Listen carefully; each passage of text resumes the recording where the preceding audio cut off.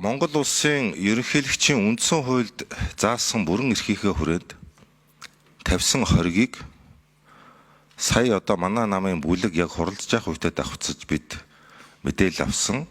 Гишүүдэд цаасан хэлбэрээр тараагдаагүй ч гэсэн сая бол үндэслэлтэй бол танилцсан.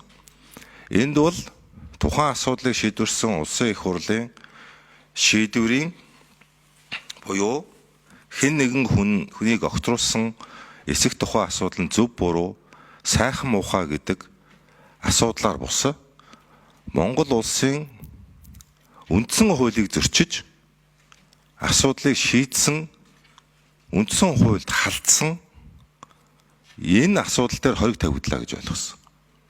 Тэгэхээр үндсэн хуулийн зөрчил нэгэнт гарсан тодорхой ийм асуудал дээр улсын их хурл дахь намын бүлэг түүнийг хүлээж авахгүй тухай улс төрийн шийдвэр бол гаргаж болохгүй юм байна.